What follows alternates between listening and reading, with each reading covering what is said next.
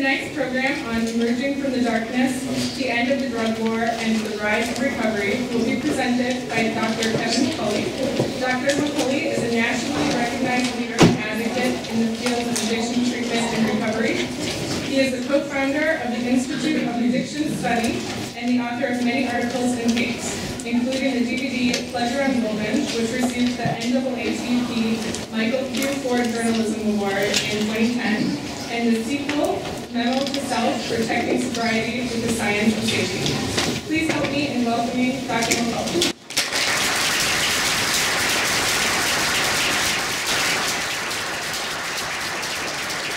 Thank you. Thank you very much. It's wonderful to be back in this room. This room has always been very good to me, and by room I mean you.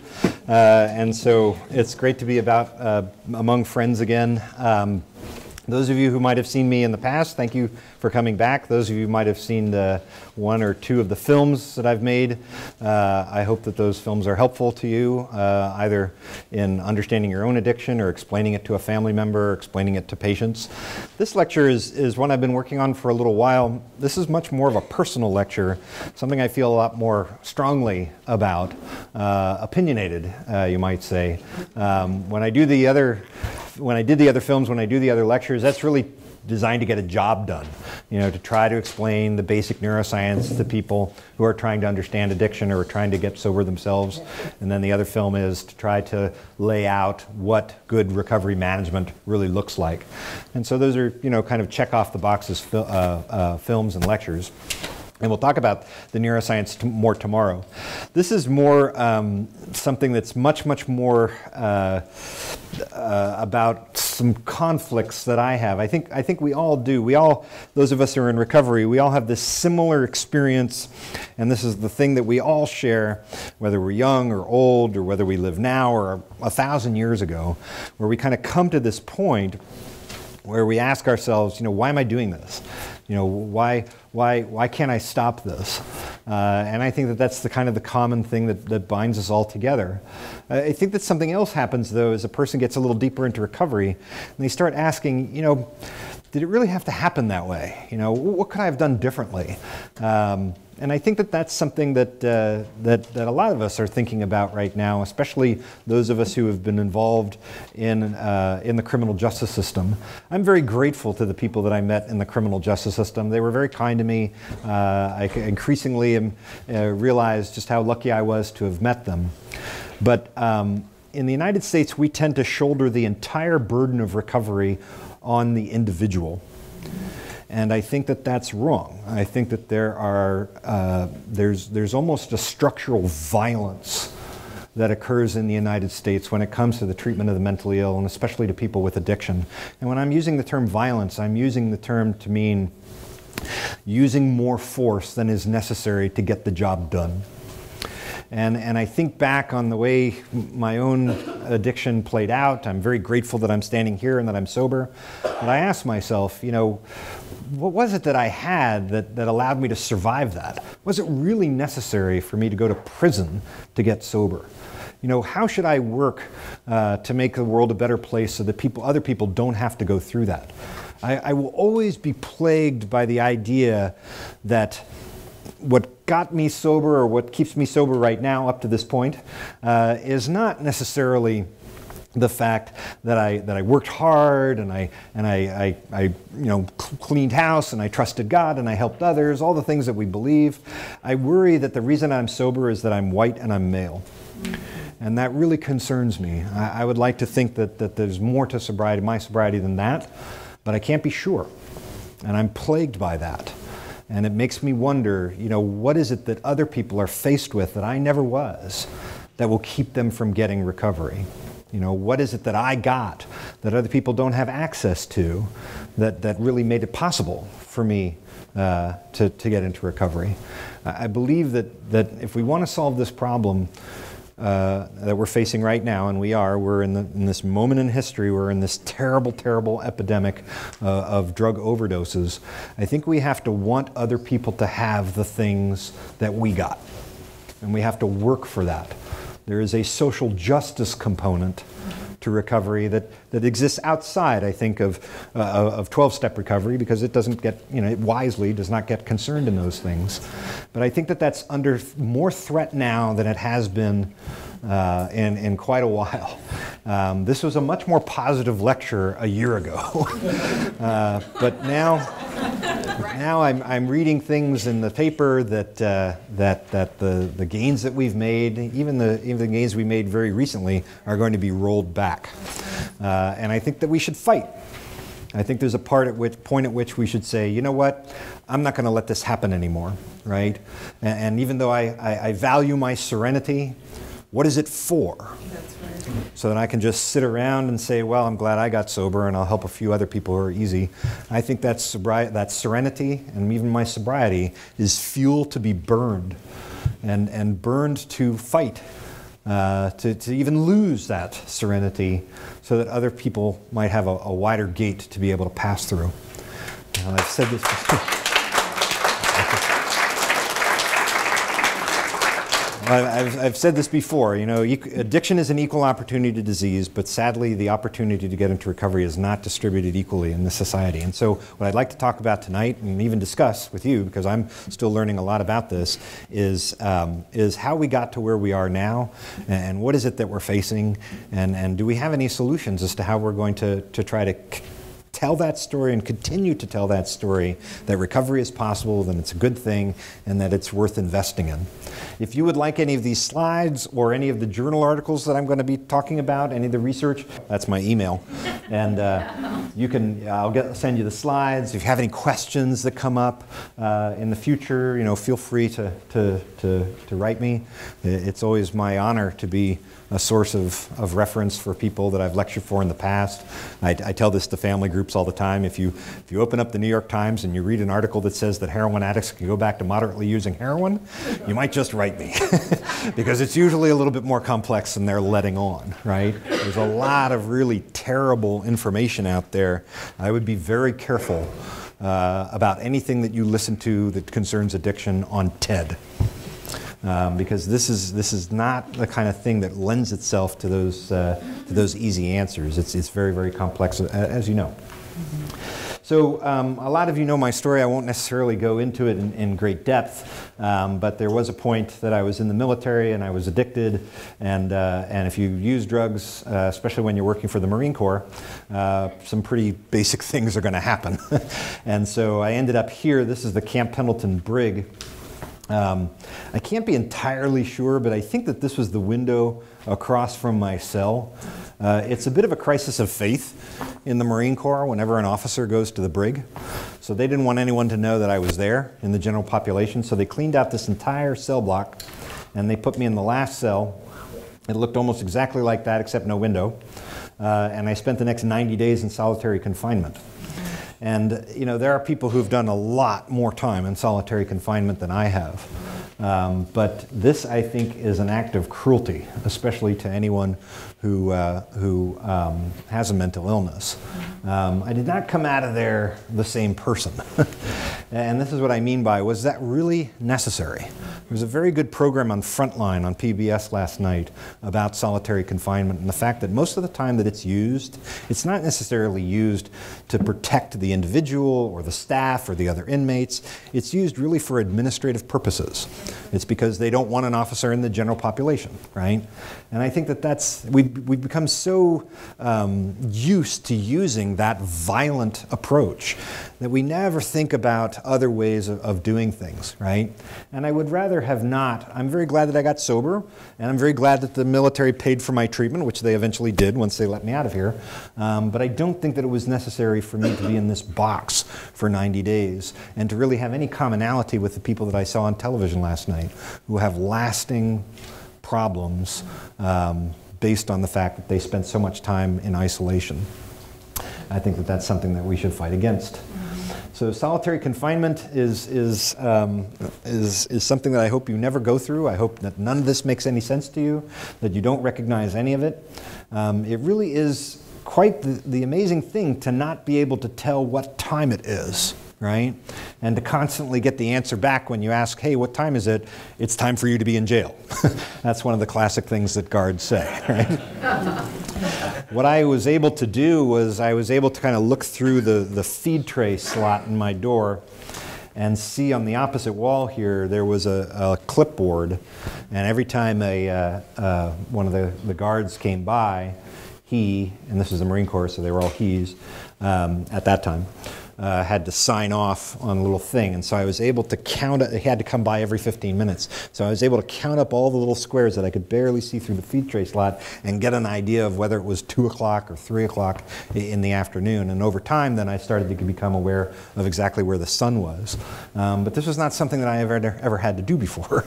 I've always been able to know what time it was. I could always ask somebody. And when these things are taken away from you, it kind of screws with you a little bit. And it did. The fact that the lighting never goes out, right, and that it's never particularly quiet. I find that particularly annoying until they put me in another cell, because my cell was being sprayed for bugs, which there were plenty of. And that cell, I spent the night in that cell, and that cell had no light whatsoever. And so when they shut off the light, the normal light that stays on overnight, which is a little dimmer, wasn't working. And I spent that entire night in an absolutely pitch black environment. So it's kind of interesting, like I was all angry about the light being on all the time, and then all I really wanted was just a little bit of light, right? It's the unpredictability, I think, of this that makes it so disturbing. I was a naval officer. I'd never gone through basic training or anything like that. I was a staff officer. So since I was being overseen by Marines drawn from infantry units, they took everything that I didn't understand as a sign of resistance. When I first got there, they do pretty much what they always do. They strip you naked, take a shower, and they gave you a whole bunch of things like soap and toothpaste and stuff like that. And then they gave me this sack to put it in. And so I put it in this sack, and I put on a little uniform, and then they chained me and chained my legs together and my hands to my waist. And then they handed me this sack, and I didn't know what to do with the sack, so I flipped it over my shoulder, and then they frog marched me to my cell. And I got about maybe 20 steps when this gunnery sergeant saw me, and he walked right up to me, and he said, "What the fuck are you, Santa Claus?" And I didn't really know what to say to him. And I said, "I asked you a question. Are you fucking Santa Claus?"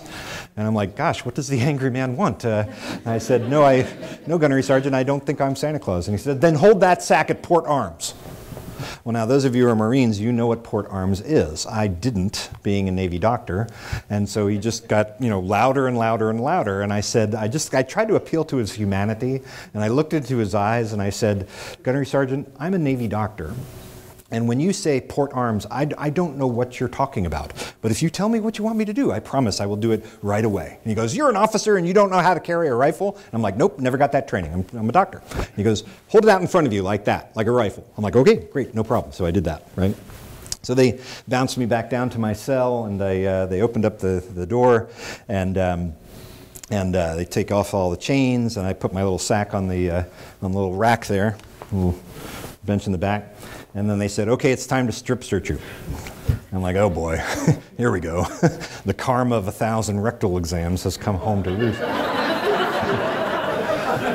So this young Lance Corporal stood in the doorway, and he said, "Okay, take off your shirt, shake it out, throw it on the ground. Take off your pants, shake it out, throw it on the ground. Take off your socks, take off your underwear, throw it all on the ground. All right, turn around." I'm like, "Turn around." And he goes, "Squat." And I squatted. And he said, "Cough." And I coughed. And he said, "All right, stand up." And I'm like, "Oh, all right, well, that wasn't so bad." Right? I stood up. And he said, "Lift up your sack." And I went over to my rack. Lifted up my sack. And he looked at me and he said, "What the fuck are you doing?" And I'm like, "You told me to lift up my sack." He goes, "You nutsack, you stupid son of a bitch." I'm like, "Oh, God." Lance Corporal, you see, I'm a Navy doctor, right? And when you say sack, I think, sack, right? The word you mean is scrotum, right? So let me accommodate you here and there. And this went on for 90 days. And that was one of the funnier ones. Most of them were, me not knowing how to do things or what anyone was talking about. And so every time that door opened up, and it opens up electronically, it was a bit of a panic attack, right? And over time, I just was happy if the door never opened up at all. And so over time, I just kind of became least anxious when everybody just kind of left me alone. And that kind of fucked me up a little bit for the long term. And I've always been a little afraid of people ever after that. And that was not the case before I went in there.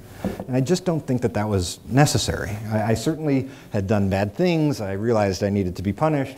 But this is what I mean by using more force than is necessary to get the job done. Because, I had the wherewithal to kind of put this into context. I eventually got through all of this, went to treatment, got sober. But there are a lot of people who did not. And in fact, the guy at the very, very end of the block was taken from MCRD, which is the recruiting depot. He had only been in the Marine Corps about 2 weeks. And they basically just screamed at him until finally he broke. And then they brought him down to a cell at the other end of the block, which had nothing in it except a hole in the ground. And they stripped him naked and put him in there. And I had to listen to him essentially sob for the next 2 days. And it turned out that the guy was he was intellectually compromised, right? And the recruiter, because the recruiter just wants you to go to the Marine Corps depot, they just put him in there. And that's the kind of thing that leaves you changed after you hear, other Marines essentially torture this guy for the next 2 days. So when the pictures of Abu Ghraib came out, and I saw those people, being put into stress positions, and I heard people say, how could they ever do that? Well, let me tell you right now, we do it to ourselves. Americans do it to Americans. Where do you think they learned that, right? And so I think that this is sort of what the person who is poor, or is a person of color, or is a person who doesn't have, a high school education, or has a mental illness is faced with. You and I get to go to treatment. What this gave me was a very stark look into what other people have to go through to get sober. And there's a story as to how we came to this form of thinking, right? So the effects of solitary confinement in the short term are that it has a strange and interesting, not entirely unpleasant, mild hallucinatory effect on the brain. The things that you think about, the memories that you call up, are particularly intense. That's what they were for me. But there are people who can go as far as psychotic symptoms, depersonalizing. There's a lot of self-harm involved. People do commit suicide in these cells. I guess one gentleman who was fairly famous just did it the other day. That's an absolute indication of how well that prison is run, if a person can commit suicide in that cell. And so that is a big hit. That's malpractice in action, right? And of course there is this long-lasting increase of suicide that goes, beyond just the confinement. This is what it did for me personally, right? My sense of smell, or at least it felt like my sense of smell was particularly acute. They only fed us about 1,400 calories a day. And so I was very, very hungry, and I learned to eat every single thing that was given to me, including the little packet of Equal that came with the coffee. But the minute that it was, that the truck would arrive with the dinner, with the food, I could smell that from, 2 floors and 2 Sally Ports away. What I noticed is when I came out of the cell, I couldn't focus on distance because everything that I had been looking at was, no more than 8 feet away from me. In solitary confinement, you become very aware of the very small. And so very, very small pieces of ground, I would look at them. Ants, fortunately I had ants in my cell, so that actually, they were all over the place, they were all over me, but it at least gave me something to kind of, focus on and do. So there are these things that kind of stay with you. I had this very strange sense of impending doom. And that sort of was there all the time. The long-term effects are this sort of residual social phobia. And I would say, and this is something that was mentioned in that show last night, was that these bouts of incredible rage and anger just kind of come from nowhere, and all of a sudden I feel like acting out on this hostility. And so I think I'm a little more misanthropic than I was before I went into that, and I don't like that. And I like people. I like to be around people. I also noticed this intense desire to hide, to essentially be invisible. I would kind of turn off all the lights in whatever dwelling I was in and just look outside and draw some comfort from the fact that nobody knew that I was, there. So I mean, this is this kind of stuff that people with addiction go through all the time, and I think that the person who's able to get sober in spite of that is particularly to be admired. So then after I was court-martialed, they took me, I had all these sort of grandiose fantasies that they would take me to the maximum security prison in Fort Leavenworth, Kansas, that the military uses. I thought that they would take me on some, private jet. The military, the Navy actually has a couple Gulfstream jets that they use, or at least a C-12, that's a little Beechcraft King Air. Nope, we went commercial air. And so it was me in my white uniform, shackled with 3 chasers, flying TWA and going through the St. Louis, San Diego, the St. Louis, and the Kansas City airport. And I arrived here at our maximum security prison for the military on the day before Thanksgiving in 1997. And Leavenworth is a very beautiful base. I don't know if you've ever had a chance to go there. It's a showpiece base. There's a general staff college there. It's a very historic base. This is the actual compound here, and this is what they call the castle. General Custer was court-martialed in this building, right? There's a bluff here, you can't quite see it, but it goes down to the Missouri River, and on this hill right here, which I have mowed many times, there are ruts that remain from people pushing up the Conestoga wagons. This is actually the beginning of the Oregon Trail. So everywhere you turn, there's a little piece of history, and it's impossible to forget that. And they never let you forget that every single brick that created the thing was dug by prisoners, kilned by prisoners, hauled and set by inmates. So fortunately, I made minimum custody pretty quickly because I had a fairly short sentence. I was given a year. And I could go outside the walls every day and join the leaf raking, grass mowing detail, right? And so I would, basically blow grass clippings all over. I wasn't, quite fast enough with the mower. So they handed me one of these things. This is my trusty machine here, the Toro RD53-6 Mod C. You have to get the Mod C because it has the tapered nozzle, and that's very important. And so I was very good at this. I was quite excellent at this. And it takes a physician to do this kind of work. You give one of these things to a sex offender and they just blow grass clippings all over the place. They don't know what the hell they're doing, right? But I was very good at it. I could, you have to get a little cyclonic action going and it kind of lifts the grass clippings. So I don't want to say that I thrived by the time I got to a normal prison and was outside of solitary confinement, but it was a very regimented day, and I tried to spend as much time as I could learning about addiction. So I was on the officers tier, and so they have a separate tier for officers, and so life actually got a lot better. And that's kind of an important lesson that most people know. The time that's hardest to do is in your local jail. If you're in the, whatever jail they use downtown here, that is very, very hard time to do. When you go to prison, you have a library, you can, go outside more, you can be with other people. But county jail is about the toughest time that you can do, and it does start to wear you down. This is actually a picture of Alcatraz, but it looked almost exactly like that, and I would just my cell door was open because on our tier we were minimum custody, but it was basically in that cell that I did all the studying that turned into the 2 lectures and the 2 films. So this is they have now sort of gotten rid of the prisoners here because this building was too unstable. So these are all people who are basically tearing it down. This is the castle inside. On this floor, in this room right there, they held AA meetings. But what was interesting is that they would not let the local H&I committee come into the prison. They felt that that was too much of a security risk. And so without the guidance of H&I, and this is an important lesson, at least it was for me, the meetings became extremely weird, right? They did not read how it works. There was no, you know, recognizing the newcomer.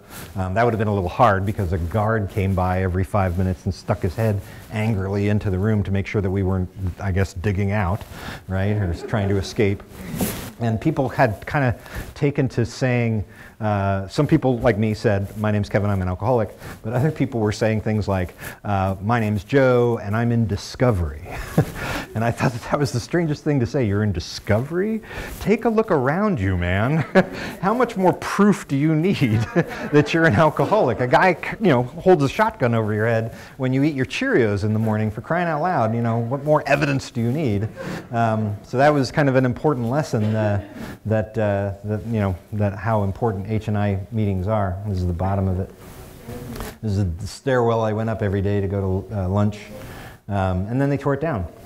And I have to say, there's a lot of mixed emotions when you see the object of your confinement torn down. I mean, there are very few things that you think of as permanent as the walls that confine you, and then all of a sudden they're gone. It kind of, you know, it's kind of a weird mix of emotions.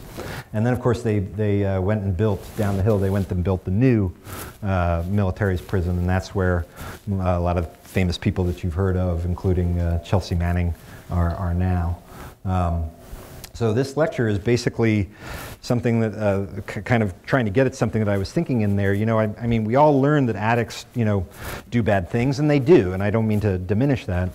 But this idea that addicts have character defects, that the idea of an addict personality, the idea that, you know, people didn't take personal responsibility for themselves and that's why they're here.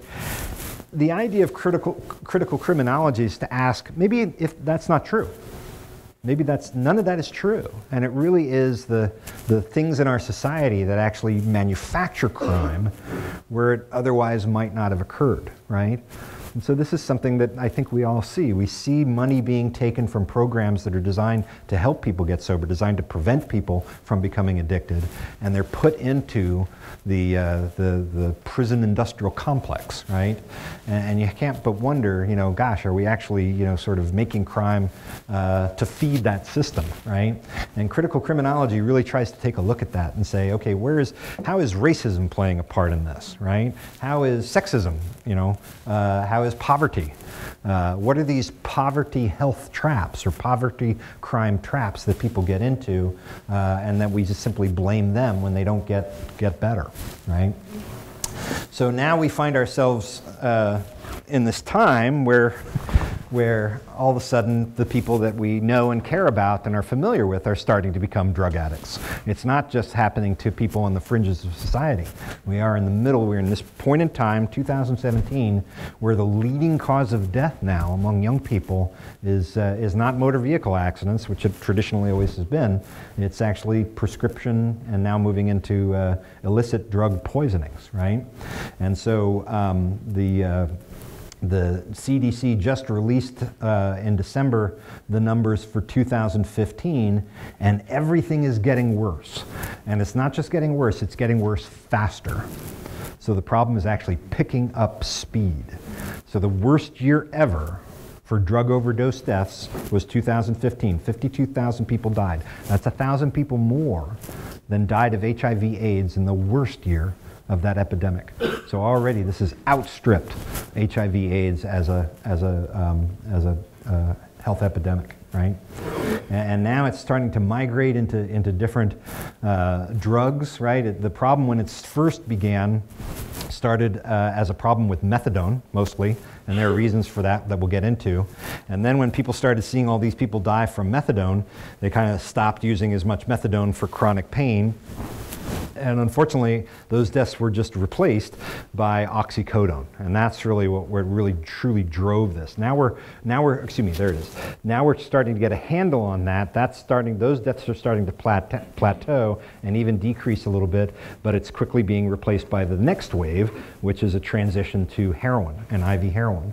And now we're starting to see the appearance of these super opiates, drugs that are immensely potent, drugs like fentanyl, which is 100 times the potency of morphine, and even a drug called carfentanil, which is not traditionally used in human medicine.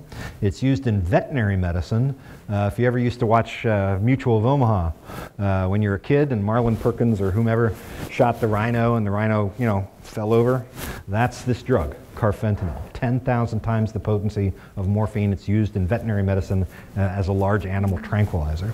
And this is starting to show up, manufactured, outside the country in places like China and Mexico. It's starting to show up in samples of seized heroin. And the DEA is trying its best to get the message out to local law enforcement. Be very, very, very careful of this stuff. It is dangerous merely to be in its presence, right? Because it is just so potent. So this is almost a chemical weapon of sorts, right? In fact, the comparison is apt because several years ago, the Russians weaponized fentanyl.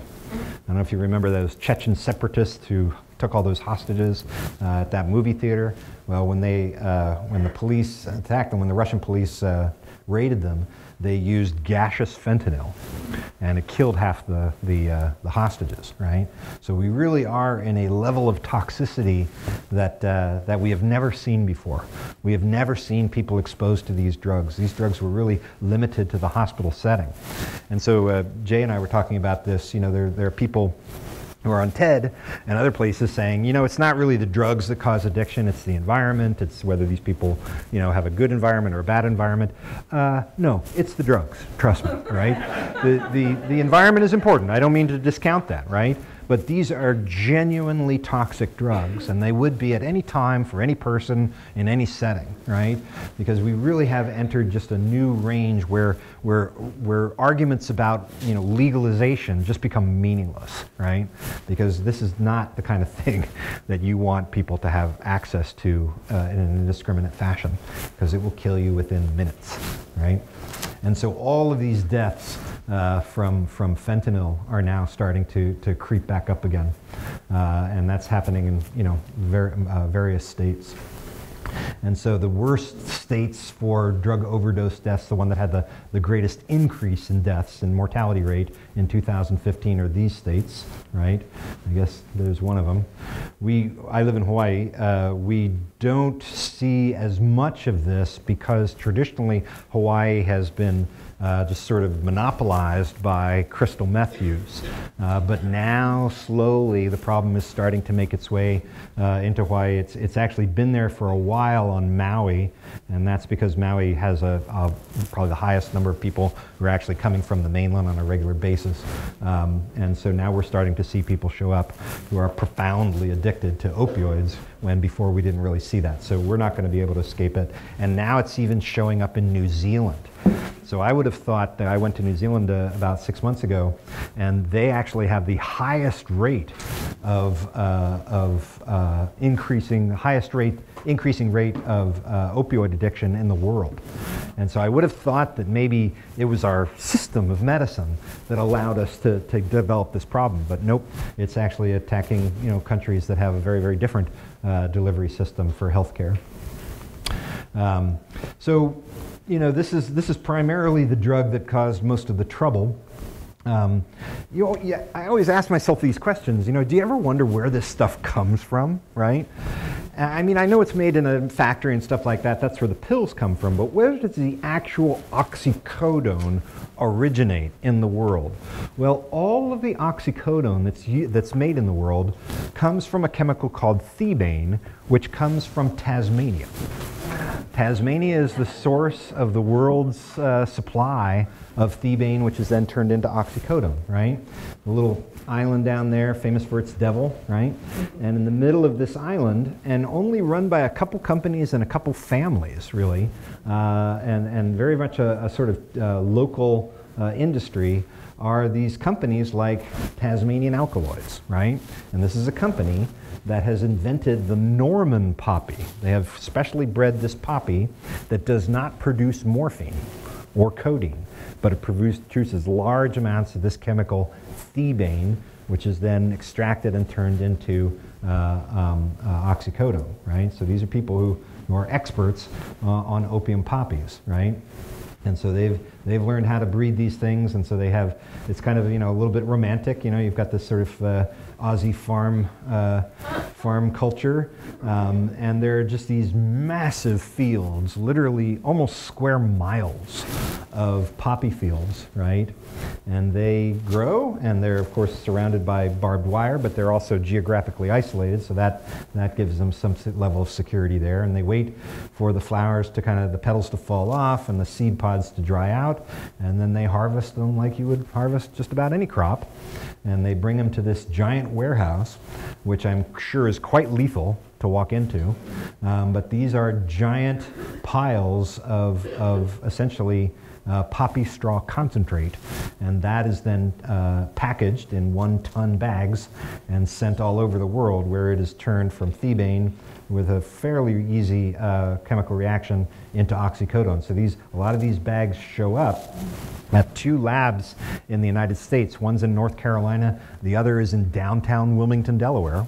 You never know it's there. It's only a few blocks from downtown, and that is where they turn thebaine into our nation's supply of oxycodone. And so this company, Tasmanian Alkaloids, is owned by Johnson & Johnson because they wanted to secure the supply of oxycodone, or thebaine rather, to make sure that it, nothing, you know, disrupted that, right? So the reason that we saw this epidemic, the epidemic that we have now, is because of 3 things that kind of happened all at once. The first one was we tried to get better at pain management. This is what I was taught in medical school. You know, pain is the 5th vital sign. If you're not asking your patients about pain, then you're not doing your job, doctor. We can't leave patients in unnecessary pain. So we had this little FACES scale that we would ask. We still use that in most hospitals. The American Pain Society teamed up with the Joint Commission for the Accreditation of Healthcare Organizations, which is now called the Joint Commission today, and they decided that they were going to make this actually a quality of care issue. So if you were a doctor and you left your patients in unnecessary pain, you could actually get in trouble, right? And what was the best indicator of a patient's pain? Asking them, all right? So that was believed, you know, to be the main way of assessing pain, is to simply ask the patient if they had pain. If they had pain, that was enough to go ahead and use these drugs, right? And they were trying to get physicians over this newly coined term, opiophobia, that was, you know, essentially equated with malpractice, right? The second thing that happened after this big movement to try to get more aggressive with pain management was the appearance on the market of new formulations of drugs that had previously been very familiar to us, right? So drugs like oxycodone, which at that time when I was in medical school came in a single tablet, 5 milligrams, not a whole lot, combined with Tylenol basically, and that was your generic or your brand name Percocet, right? And so if a person wanted to take oxycodone, they had to take these pills, 1, maybe 2, and they would have to keep taking them every 4 to 6 hours because they were fairly short acting, right? Well, now we had formulations that would take, you know, a day's supply of Percocet and put it into 1 tablet, right? And so for any given tablet, there was a much, much larger amount of opioid. And so if you counted that as a bottle of tablets, all of a sudden there was a very pure form of oxycodone, right? Because they took the Tylenol out. Tylenol in overdose is actually much more dangerous even than oxycodone, right? So they took the Tylenol out to prevent Tylenol toxicity and just put the oxycodone in this formulation. You know the story, and quickly people recognized that if you crushed it up, you would break up the time-release preparation and you could liberate all of the drug in one setting, right? Fentanyl, which was a drug really only used in the OR or in surgical daycare centers, now it came as a patch, all right? And people could put that patch on and it would give them a very steady dose of fentanyl. This is a drug that is dosed in millionths of a gram, micrograms, because it's so potent. But quickly people realized that if they cut the thing in half and squirted out the gel and then put that gel up their bottom, that they could get themselves a pretty good dose of fentanyl. In fact, such a good dose that it would kill them. So that is famously how people would often die. And even fentanyl even came in a kind of lollipop, sort of a lozenge that was designed to be used for breakthrough pain when the patch or the controlled release tablet didn't work. And then of course this started to get out too. People started to abuse this. All of a sudden these drugs that you never heard of being used outside the hospital, now they were out in the general public. Right? The third thing that happened was that a particular manufacturer of oxycodone, Purdue Pharma, came up with a new marketing strategy to sell their drug. This was right around the time that we were trying to get away from drug companies giving us pens or little putters with their, drug named on it, or taking doctors to dinner or anything like that. So what Purdue Pharma did is they would hire an expert in, say, pain management, and they would pay that doctor to go to a hospital. And so it had the appearance of being delivered, the message was being delivered by an impartial expert, not connected with the manufacturer, but it was, right? And eventually Purdue was fined, and now individual states are starting to go after Purdue Pharma. But the damage really has been done, right? And so you had a number of things. This is a sort of a traditional infectious disease triangle, right? You had a change in the environment, right? So the increased emphasis on pain management and more emphasis on not leaving patients in unnecessary pain. You had new formulations of these drugs, much more potent formulations, right?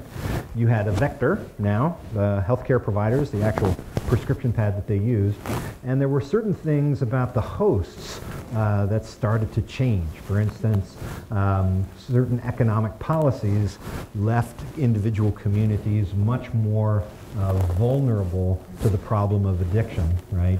And so there was a change in all of these things, and this is what led us to this problem. By the way, I highly recommend this lecture, which you can find online, by this gentleman, Dr. Kolodny. He started this organization, Physicians for Responsible Opioid Prescribing. You should go to this website. It has some terrific videos, one of which is done by one of these doctors who is this big advocate for pain management. So I mean, it's a big day when one of the leading experts in pain management says, you know what, we were trying to create a narrative to help people become more comfortable with using these medications in patients who were genuinely in pain, and if we had any idea what we were doing, we never would have done that, and so we were wrong. And I think it takes a lot of courage to do that, right? There's a very good book that has just come out by an author by the name of San Quinones. It's called Dreamland. It is the best written description of how all of this evolved, and unfortunately Dr. Portnoy figures rather prominently in that book. So what Dr. Kolodny points out is that we really only had one part of addiction accelerate, and accelerate very quickly. So addiction did not necessarily get worse across the board. It was specifically these synthetic opioid pain relievers, right?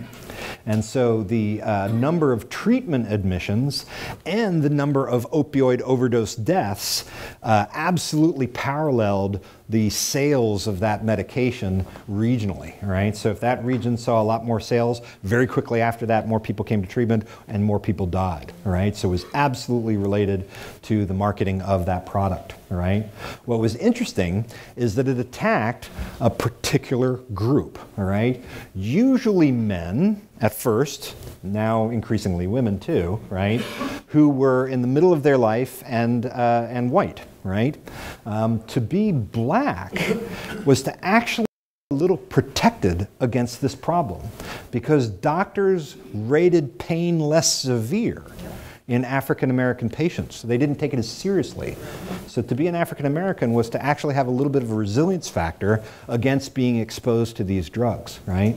So this is, this really put on its heels a lot of the prejudices that we believed about addiction only striking certain groups, right? Because this was going right to the heart of this very vulnerable demographic, right?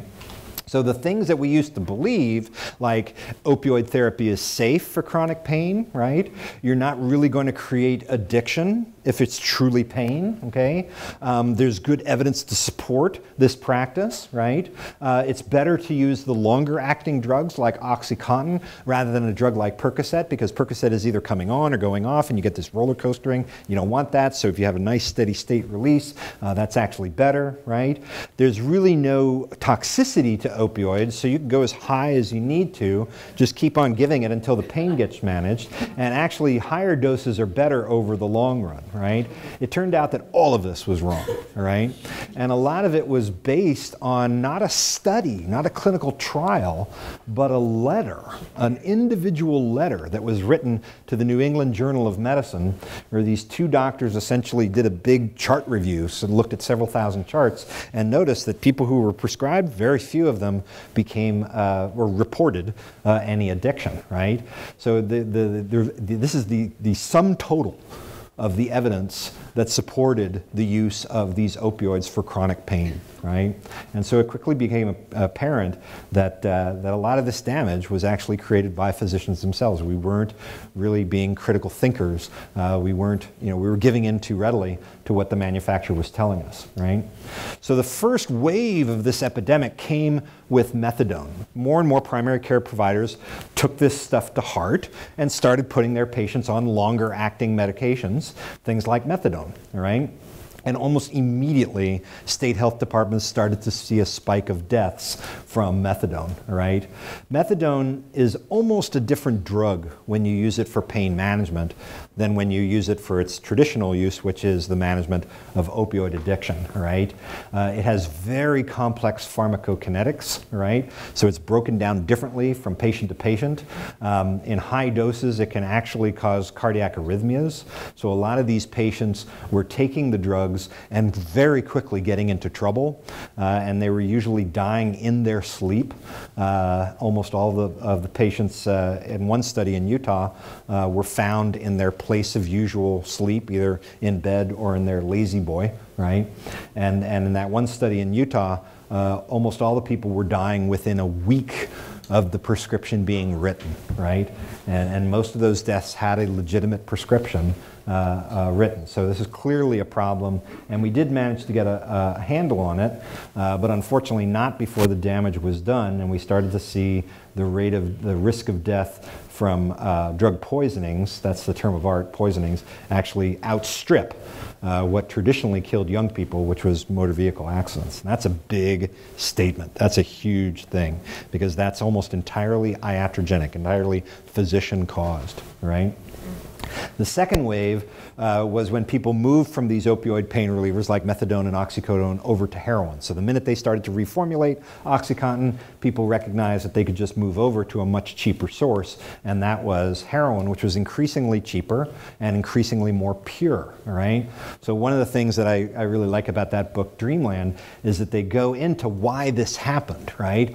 All of a sudden, there was essentially a change, not only in the product, but in the way that it was distributed, right? So these people in this particular province of Mexico, all right, essentially were very, very close to where they were growing, where the growers made heroin, all right, and it was this different heroin than you found in, say, Southeast Asia. So it was a different process which had a lot more impurities in it, but it was very, very pure.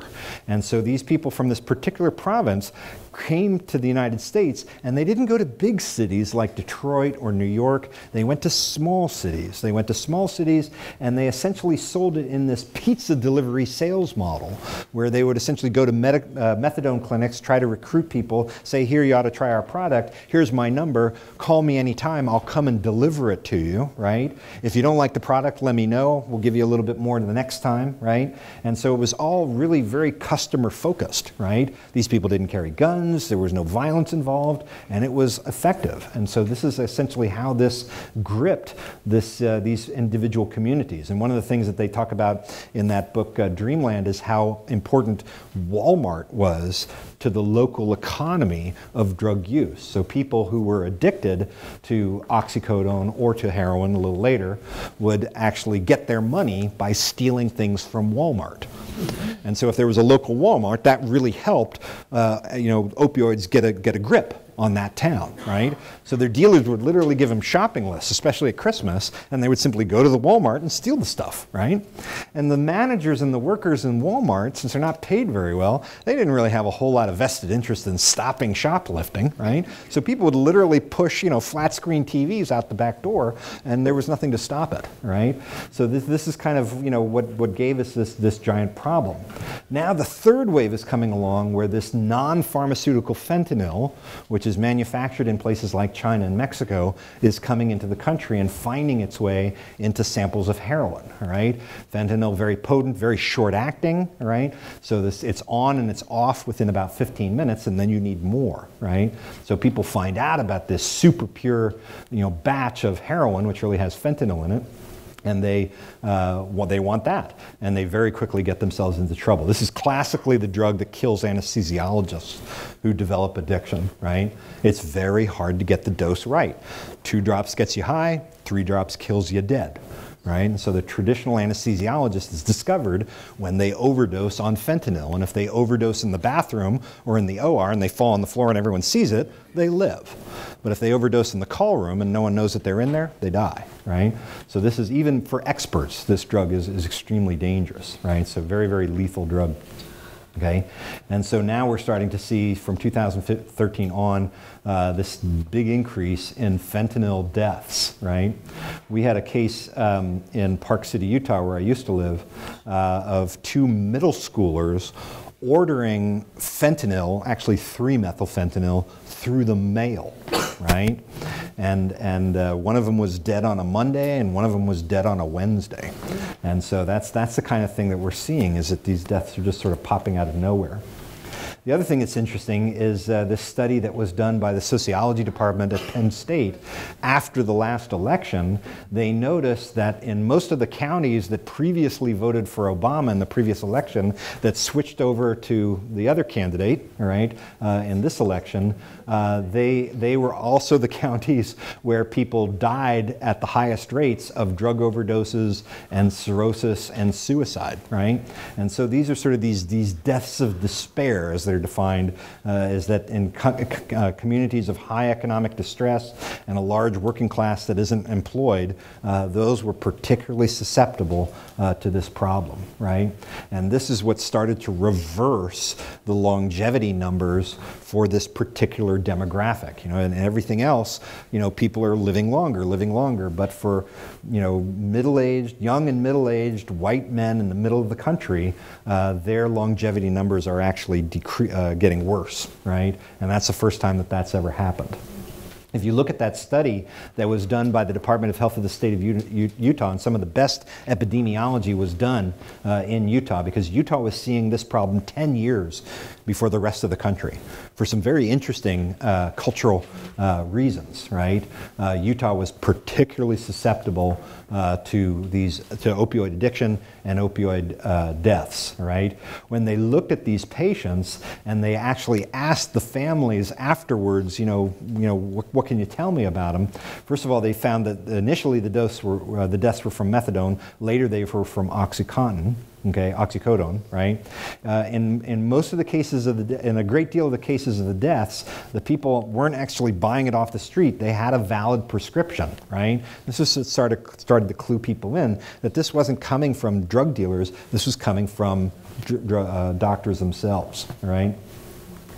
And this is interesting. In the first study that they did in 2005, in the 44 deaths where a prescription was available to determine the onset of treatment, death occurred within 1 week of that prescription being filled within 70% of these cases. So what was happening in these cases, again, peculiar to Utah, is that patients were being put on methadone for chronic pain, and it's not really regular in Utah to ask patients about their alcohol use.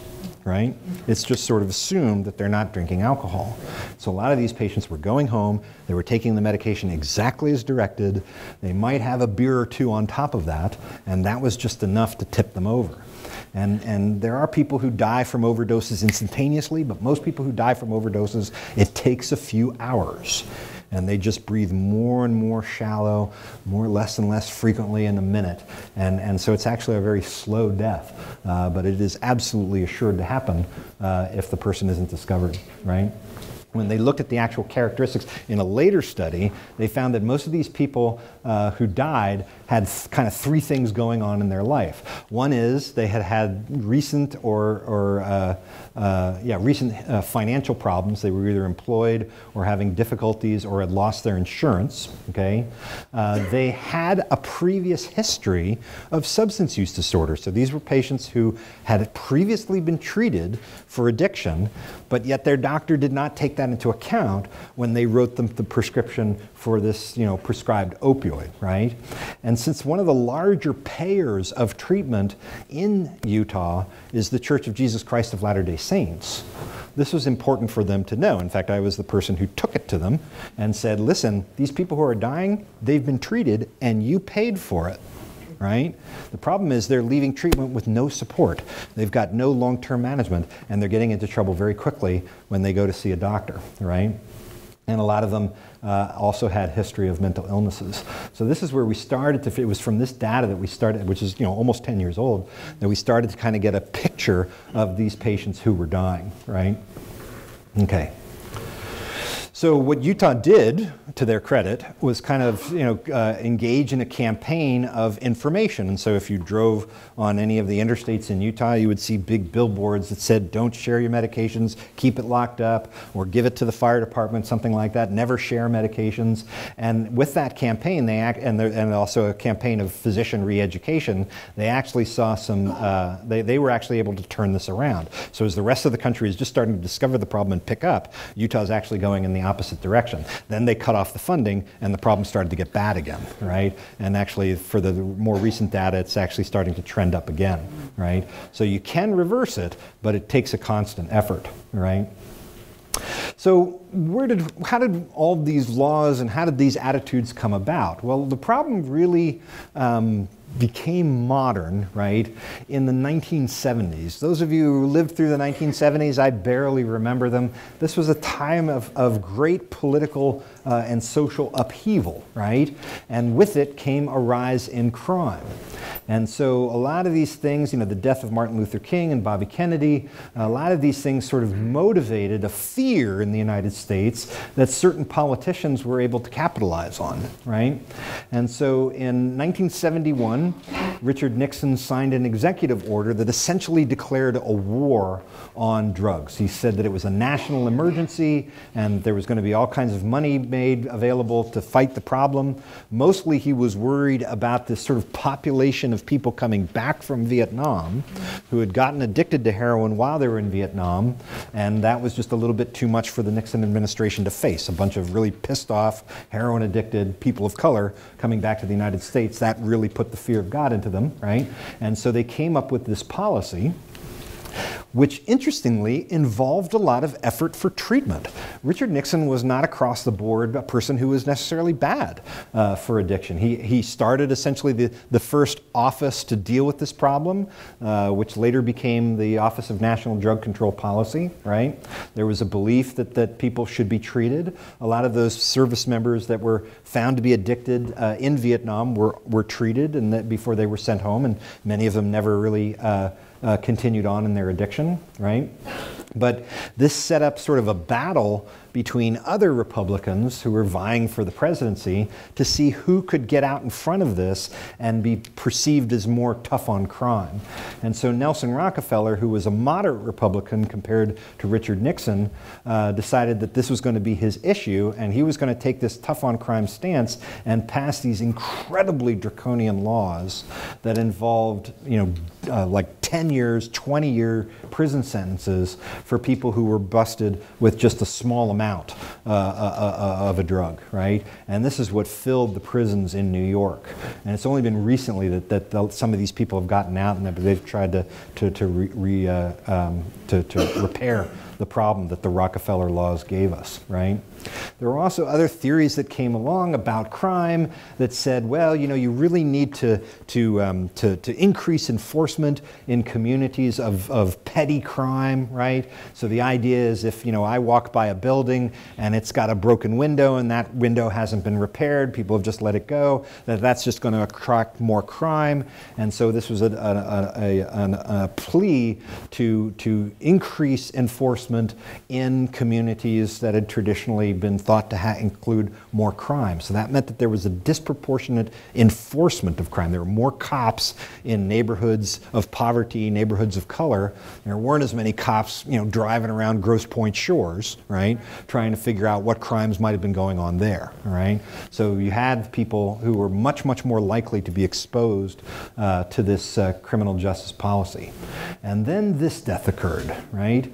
The death of Len Bias, who was a very prominent, promising star who smoked crack cocaine and died. And everyone was talking about this when Congress went into its break. And Tip O'Neill in Massachusetts was thinking, this is the issue. This is the issue that I can push back on against the Republicans in the executive branch. And again, it was another attempt to try to get out in front of this to see who could get tougher on this problem, right?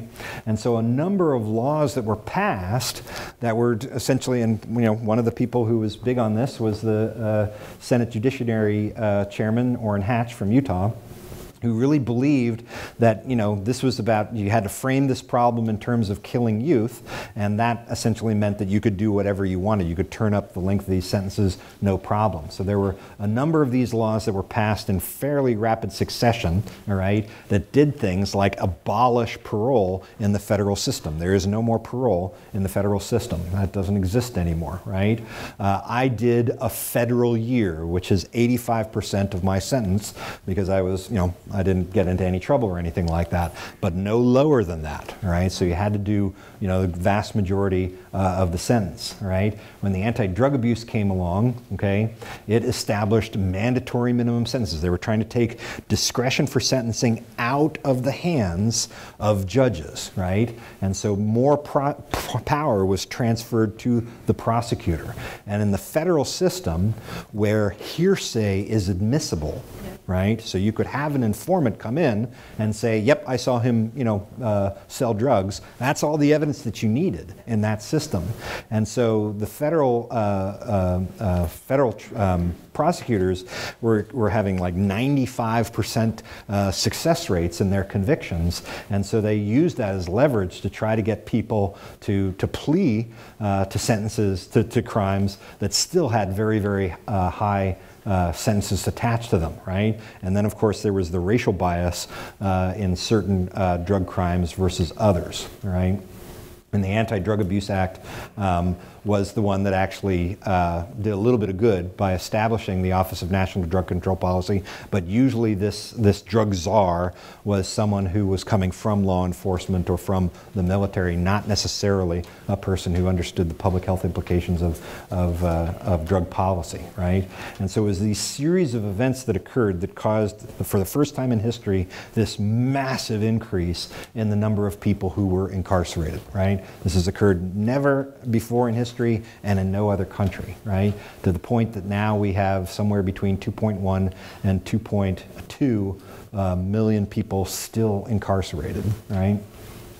So, you know, I think back, like, you know, now we're thinking about repealing marijuana laws, right? We're going to make marijuana, you know, not a crime anymore. You can use it recreationally. The only other time that's happened was when prohibition was repealed. And so I started asking myself, well, whatever happened to all those people that we remember from TV shows that were arrested for bootlegging, right? I mean, when prohibition was repealed, what did they think about that, right?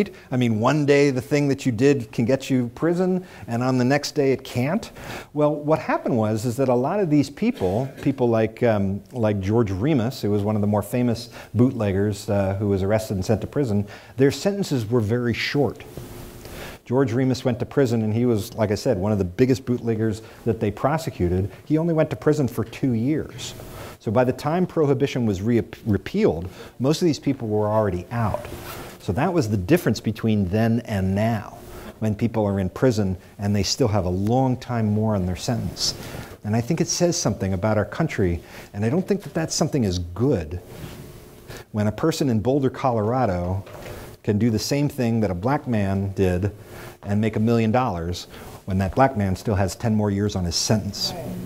So what does it say? What is the psychological reaction going to be when a person who still has much, much more time to do, when really their entire life has been taken away, and all of a sudden the crime that they did is not a crime anymore, right? I don't really know what's going to happen, but I don't think nothing will happen. I think that may be a very, very socially disruptive phenomenon, right? So really what propelled a lot of these, this mass incarceration boom was the fact that more and more prosecutors were having more and more power, more and more success at plea bargaining or at convicting, and the sentences were becoming much longer, all right? And this is what really contributed to a lot of this, right? Interestingly, as we tried to get tough on crime, and as the incarceration rate went up, crime was actually going down. So there was no link necessarily between crime rate and the need to increase prison sentences. Now, a lot of people, like conservatives, would say, well, the reason that crime went down is because all of those people were off the street. They were incapacitated, right? It's difficult to make an argument against that. There is, I think, some of that is true. But our desire to become more punitive is completely disconnected from the actual threat that's out there in terms of crime, right? But a lot of these policies were very popular. You know, Rudolph Giuliani, you know, it's hard to argue that he didn't clean up Times Square, right? But a lot of the policies, again, affected some people more than others, and very negatively, I would say, right? And so you started to see the mass incarceration problem particularly hit groups that were already quite vulnerable, right? So the racial disparities in sentencing were obvious almost immediately, and a lot of those disparities were found in states with more conservative laws, like in the South, right? Just for marijuana possessions alone, the disparities between the black arrest rate and the white arrest rate was, you know, very obvious. Okay, people started talking about the school-to-prison pipeline, that because of underfunding of schools and overfunding of prisons, essentially a movement of that money, that you were really just creating a system that just took people directly from prison and put them directly from school and put them into prison. More and more cops were showing up in schools themselves. I don't know if you saw that arrest of that young boy with autism the other day, and he's arrested, you know, being taken out of the school in front of his friends. His mother is saying, "What are you doing? What are you doing?" Apparently he had a warrant from, like, you know, months ago, and the poor kid is saying, "I don't understand what's happening to me. Why is this happening?" I mean, that is violence, right? That is just completely unnecessary. But, you know, people were sort of they had the appetite for it. Right? The worst state of the union was Louisiana, right? That was like off the charts in terms of its incarceration rates, right? So it stood out. Okay, and I think that we can start to say things like, this is now the third wave of racial violence that has gripped our country. The first being slavery, the second being Jim Crow, and now this, right? Where, you know, it was Michelle Alexander who said that more black men are in prison today than were enslaved in 1850, 10 years before the Civil War, right? So this is, I think, something that really has to be called out for what it is. All right, and I don't think that shame is off the table, quite frankly, and I don't think that the tactics that were used previously on the Edmund Pettus Bridge shouldn't be brought to bear against this problem, right? And of course, we're completely out of proportion compared to the rest of the world, and it's not like they don't have drug problems too. They've just found different solutions, right? So the National Research Council, which is sort of the main research body for issues of criminal justice, took a look at this and said, okay, what is causing this rise of incarcerated Americans? And they said that it really has not had any impact on crime rates or recidivism, right? And it does have to do with increased prison time and time served, right? But it also has to do with the fact that drug use occurs in a certain context, right? In neighborhoods of disadvantage, right? In neighborhoods of housing segregation, right? So this is really this concentrated disadvantage is what causes these communities not necessarily to have higher rates of drug use, but to be particularly susceptible to the negative aspects of drug addiction, which include differential enforcement, right? And not only that, in many states, people, once they have a felony conviction, right, and so what previously was a misdemeanor was ratcheted up to a felony, okay, and once you are convicted of a felony, in many states, you are out of the political process. You cannot vote anymore. Now there are states that are trying to change that. Virginia has changed it, right? But it says something about, you know, the fact that these people are not able to bring their experience to bear in the political process. They do not get to have a say and say, hey, you know, I think maybe, you know, things could have been done differently, or I could have done something differently. So this is essentially a means of taking people who are in recovery too and making sure that they do not have a political voice, right? The other thing I think that history is really going to remember very, very unfavorably is the fact that you can now be paid a dividend off the incarceration of another human being, right? So the increasing use of for-profit prisons to cope with the overcrowding problem, when the Supreme Court says not, you know, have as many people incarcerated in an institution, they can quickly go to these organizations, and very often these for-profit companies have just sort of staked out of town, made a deal with the local government to get taxes down, right, and for them to actually put sewage and electric lines into it, and they just went ahead and built the prison without any real demand, without anyone saying, hey, we really need this, right? But by the time the last nail goes in, right, and the keys are turned over, the demand is there. And so the for-profit prison company can sell those beds for whatever they want to, right? And so again, we're seeing an increasing number of people who are in that incarcerated group being housed in institutions that have no real vested interest in providing treatment or have any incentive whatsoever in making that an environment of rehabilitation, right? And you tend to see these a lot more in southern states. The GEO Group and Correctional Corporation of America, which recently changed its name, they tend to exist, you know, in these states that are more, you know, pro-prison and more tough on crime. A lot of them are in Texas. Most people don't know this, but almost all of, a good chunk of the majority of the inmates in the state of Hawaii actually, let me see, did I put that in there? Yeah, they go to Arizona, all right? It's too expensive to house them in Hawaii. So the Correctional Corporation of America has a Hawaii Department of Public Safety facility in this little town, and about at any one point, 40% of the inmates in Hawaii are actually housed on the mainland, which means they have no connection to their family. They can have no visitation. And one of the things I found particularly disgusting from my time in prison was the fact that AT&T exploited these prisoners. You cannot believe the phone bills that I would get, hundreds of dollars for just 15 minutes a few times a week, right? They realize they have a captive audience. These people do not have the ability to pay that kind of money. I think that that's particularly predatory, right? So, going back here to look, you know, to looking at the worsening overall of the incarceration of experience, the removal of rehabilitation and educational programs. That was something that actually was done at Leavenworth. They removed, they had like a little mini college there. They took that out. So even in prisons that were, I thought, pretty well run, and I thought, you know, Leavenworth was run well. They still were removing some of the things that would help people get back into their community and live a life without crime, right? So the health consequences of this stay in prison could be worsening of your substance use disorder, right? Now, I was a short-termer. No one was going to take the chance of selling me any drugs. I didn't want them necessarily.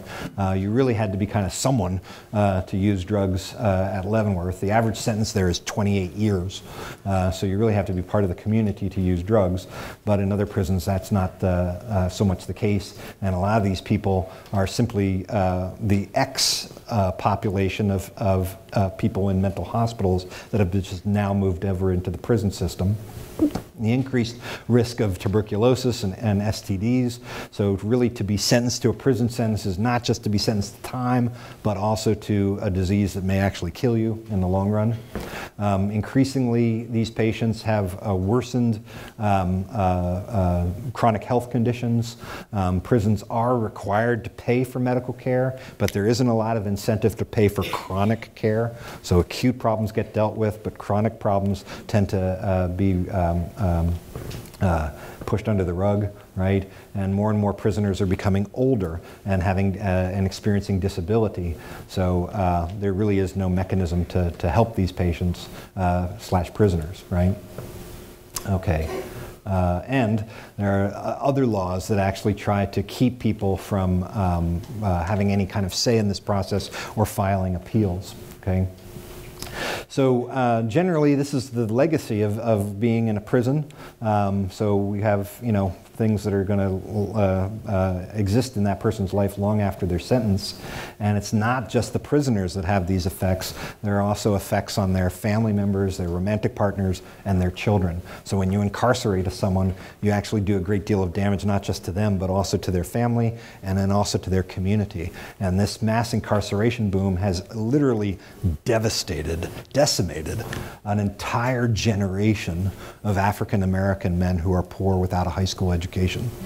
And we are going to be paying for this problem for a long, long time, because one of the things that we know about stress and trauma is that it is heritable. And that these early adversities, okay, they have a big impact on the health of that individual, right? So now we have an increasing number of children who have incarcerated parents, right? There aren't a lot of mechanisms to help these children. They're growing up, alone or raised by one parent. Now Sesame Street even has materials to reach out to these children. That's an amazing statement, quite frankly, when you actually have to come up with special materials to be able to meet the needs of this growing number of vulnerable children, right, who are already vulnerable in the first place. Now we know that there are actual mechanisms, there are physical mechanisms that exist that can transmit this problem from one generation to another. So this is where the field of epigenetics comes in. I've probably talked to you about this before. We know that things like trauma, things like stressors in the environment, they don't change DNA itself, but they attach things to DNA like little methyl groups. And what that does is it just kind of puts a kink in the DNA. That's not a big deal, but unfortunately when the DNA is wrapped, it doesn't wrap as tightly. And what that means is that those genes are a little bit more accessible and they might be turned into proteins faster, whereas if the kink wasn't there, you wouldn't have that. So with that stressor, you have an actual physical change that you can measure, right? And that will lead to a difference in creating proteins, and that can lead to a difference in disease, right? So one of the things I was reading not too long ago is that a single instance of child mistreatment can create a methylation on a very, very specific part of a particular chromosome.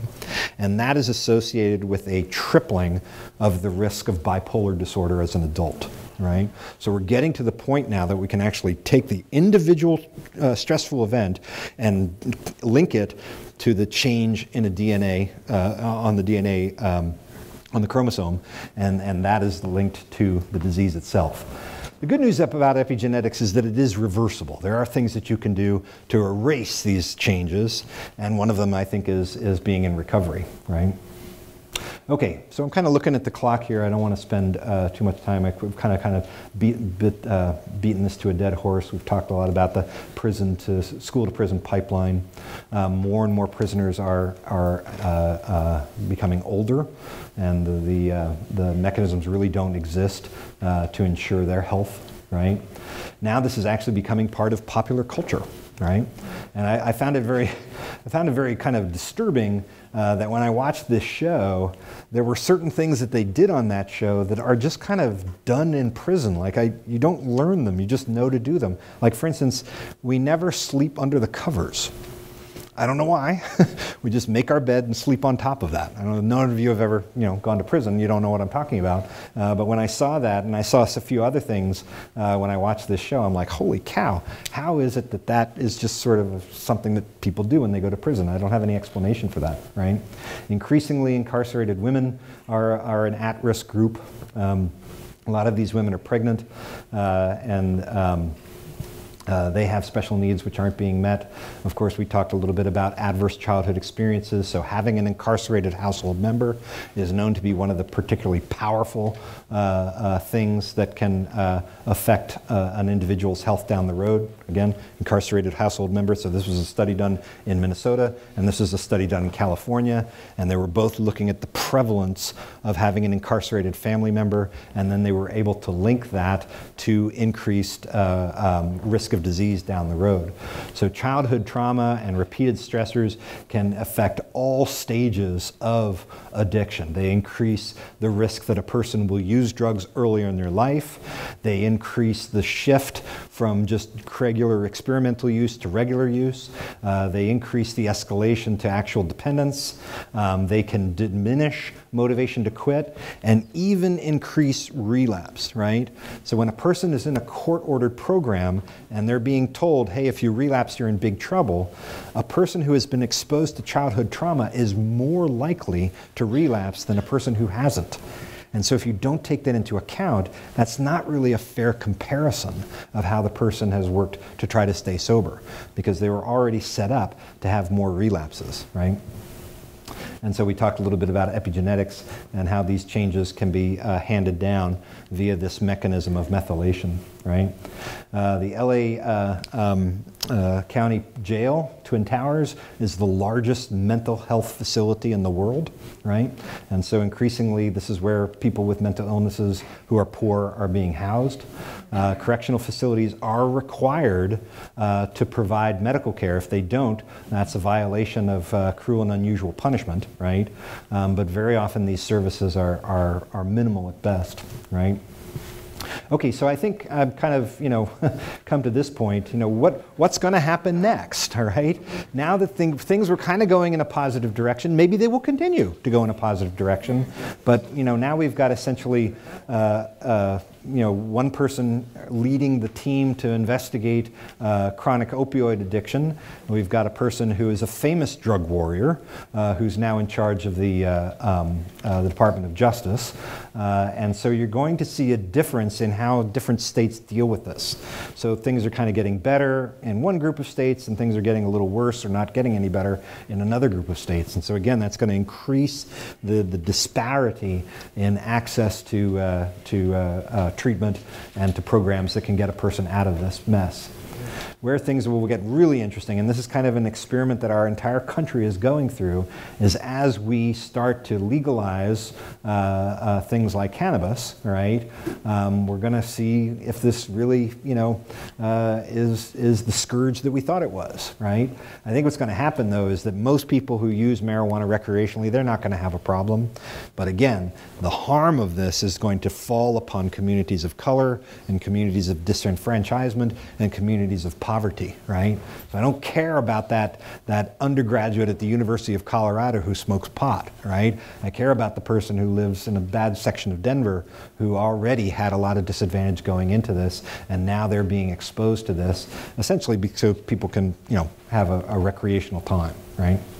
We also have to look at the total number of people who are actually under some kind of correctional control. That's not just people in prisons, but people on parole and probation, and that's now risen to 7 million people. There's 7 million people in the United States who are under some kind of control, right? I'll skip this. More and more in jails, the people that are in it have not actually been convicted yet. They can't afford bail. And so they're just sitting in there waiting to be convicted. They haven't been convicted of anything, but they're still receiving all of the harms of incarceration, right? And I have very little patience for the statement, well, sometimes you have to incarcerate them because, you know, that's what's good for them. Yes, there are some studies that show that, especially for certain groups of people, like black men, when they become incarcerated, their mortality rate goes down. That's true. But when they leave, their risk of mental illness goes way up and kind of erases whatever gain that is, right? So I think, you know, you have to think about what happens to a person when you strip them naked, shower them with other people that they don't know, you put them in an orange jumpsuit. There is a real psychological impact to that, even if the person isn't guilty of anything. And that has long-lasting consequences, right? Okay, so I think I won't go into that. We'll just talk, you know, that we seem to be doing pretty well. Botticelli was the drug czar, and we were trying to find kind of a middle way between just full legalization and a retreat into more of the drug war. I don't know if we'll be able to continue with this, but if we do, a large part of what sustains that is going to be the recovery movement itself. And that's why in many ways we have to become more vocal than we've ever been before, because I think that this is something that we're going to have to continue to teach the world over and over again, that people do get sober, that they go on to great lives when they get sober, and that they can be a benefit to their society, but that's something that we will have to constantly work for, right? So it's not exactly the happiest of lectures, but I'm willing to take any questions. Anything? Yes, ma'am. You had referred, and I've heard this a lot, addictive personality, that there may not be an addictive personality. Right. And I'm wondering if the United States seems to be addicted to all kinds of trends and food and clothes and we're a lot of everything. Right, right. And I'm wondering if people should use that as a cop-out, say, addictive personality, because it's not a personality. Yeah, it's a holdover from psychoanalysis, which you have to remember really was all of psychiatry at the time that the big book was written, and really all the way into the 70s, right? And this is this idea that really what's at the core of a person's mental health issues or even their health issues is a certain kind of personality. This is what I learned in medical school, that addicts are addicts because they have an addict personality. And what we mean by that is bad personality, right? They're more dishonest, they're more antisocial, they're more likely to use immature ego defense mechanisms like projection and denial and things like that. And this is a very powerful idea that really, sinks in to people's thinking, and we have to get out of that. There is research to show that certain character traits can predict not addiction, but earlier drug use, right? In life, the age of first use is very predictive of lifetime risk of addiction, right? And that is, since it's associated with addiction, it's kind of a sort of a half connection, right? But I don't think that those character traits, which would be increased novelty seeking, increased stress reactivity, increased risk taking, I don't think that they really rise to the level of personality. So this would be one of the things that critical criminology would ask. Is it all bullshit? And I think to a large extent, the psychoanalytic view of addiction is just that. And I'm rejecting all of it and saying there is no addict personality. You cannot lump these people into a certain group, right? You will find just as many people who are very, very empathic who are addicts as people who are not as empathic, right? What I think we do is we actually kind of create the problem in the way that we treat the patient, right? I mean, if we spoke to a diabetic the way we often speak to addicts, hey, Mr. Addict, have you relapsed? Are you using drugs? We can test you. We can find out what your drug test is, right? And if we find out that you're positive, we're going to put you in jail. How would we do that to a diabetic? Hey, Mr. Diabetic, you've got a diabetic personality, right? Have you had a piece of chocolate cake today? I think you have. We can test your blood sugar. We can find out, right? We don't do that. And so it's in the way that we treat these people that we elicit the behaviors that we're calling a a personality disorder. And so this is what I would call flight surgeon psychiatry. It's not, I don't actually have a psychiatry degree. Ask me in 5 years, because I'm going to try to get one, right? But the fact of the matter is, I'm still going to, carry that torch. I think it's all a bunch of crap. There is no addict personality. In our family groups, a lot of the people that we find coming in, their addiction didn't start until they were 37 right. and broke their hip. The reporting was like they didn't exhibit, really, we all exhibit some selfishness or some, right. But this is a person who's very healthy. Yes. And then all of a sudden, 37, it's like, oh, now they have an addictive personality. It's like, well, you should have seen that exhibited before. Right. I completely agree with you. So my initial exposure to addicts was fighter jet pilots with alcoholism. And these people were not sociopaths. They were heroes. I wanted to be more like them, right? So I got exposure to this interesting cohort who get very severe alcoholism, but then get better and go back to doing the job that really I'd like to do, which is flying planes.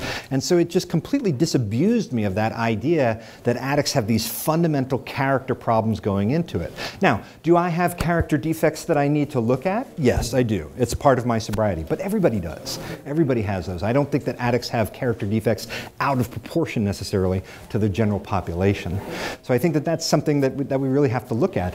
No one has been able to, every time I hear a psychiatrist talk about addiction, there is some point in the lecture where they sort of descend into the language of cluster B axis 2 personality disorders. They can't help themselves, right? But nobody has been able to explain to me, how could you tell the difference between a person who meets those personality disorder criteria and a person who is in a craving brain state, which is a temporary state. This is permanent. It ain't going to change, right? But this person can get sober. And they come out of that brain state. And so this is what Tim and Cermak, who's the head of the California Society of Addiction Medicine, calls the acquired narcissism of drug addiction. And it's kind of a tongue-in-cheek term, right? Because narcissism isn't really acquired. It's genetic. It's constitutional, right? So here are people who are actually kind of, moving into a frame of narcissism, right? They look like they have a narcissistic personality disorder, but then when they get sober, it goes away. And that, to me, undermines the entire concept, the entire psychoanalytic concept of addiction. It has nothing to do with personality, but yes, when people are in the midst of their disease, they sure look like a sociopath. And that's something I probably need to hear. Any other questions? Yes, ma'am. Yeah. If you're someone that's maybe been an alcoholic for 20 years, right. What do you think about that shot, Veratrol? Yes. I have seen that medication completely change the environment, the treatment environment in our treatment center in Utah. Most of our patients in Utah are younger, heroin-addicted people, and we just had a policy where if you wanted to go from the inpatient unit to the residential unit to the extended care unit, you had to be on extended release naltrexone. You had to be on blockade. Brand name is Vivitrol. I have no financial connection to that manufacturer. It changed everything. They completely changed in their prognosis. Will this occur in someone who's had this craving for 20 years? It could. Here's the problem with naltrexone. It's racist. It's what? It's racist. It doesn't work as well on people of Mediterranean and African descent. And so there are certain genomic differences that make that drug a little less likely to work in that patient. No, not so much. I haven't heard anything about that. But this is something that we have to take into account, because if I compare this patient's relapse with that patient's non-relapse, and I don't realize that there was a difference from the beginning, then it's not a fair comparison. And that information, I think, needs to be part of the discussion. Do they know something about the long term? Yeah, it doesn't seem, we thought that the drug might be hepatotoxic. Turns out it's not. And so people can take it kind of as long as they need it. Now, it's expensive, and it's not easy to take, and it's never going to be the same thing as real recovery. But if it gives that patient just a little bit of an edge, I would want them to have that. And it turns out that the FDA approvals are for alcohol use disorder and opioid use disorder, right?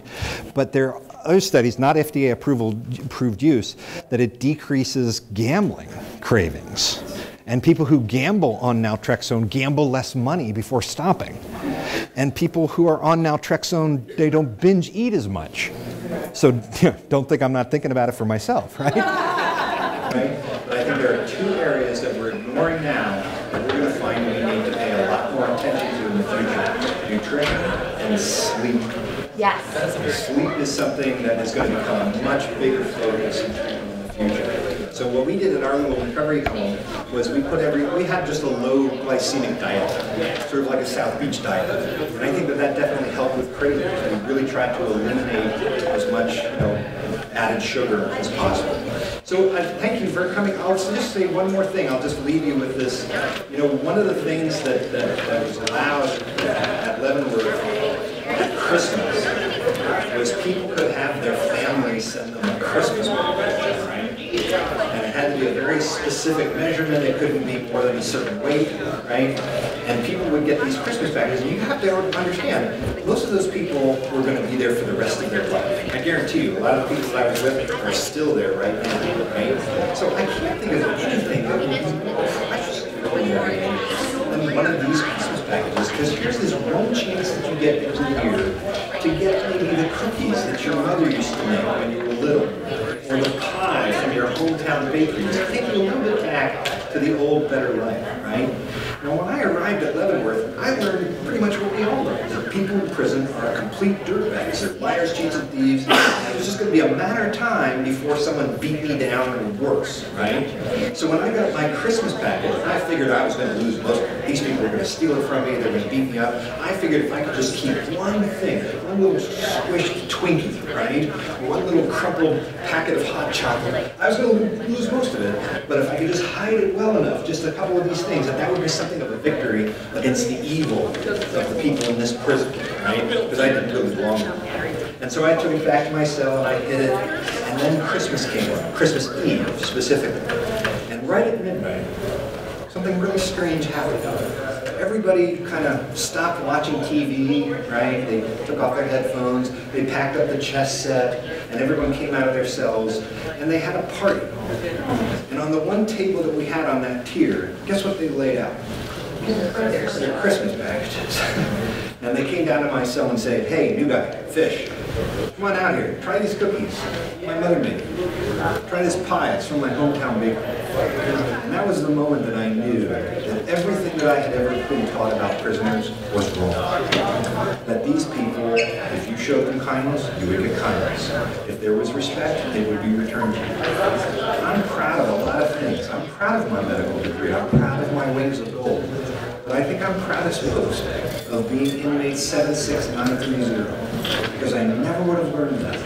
I never would have been able to look at a person in chains and see a human being, not just an inmate. And I don't think I'd trade that for anything in the world.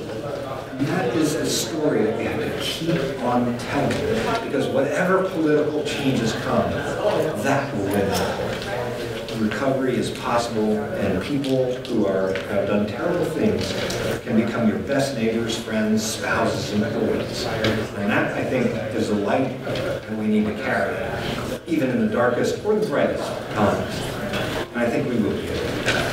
So thank you very much.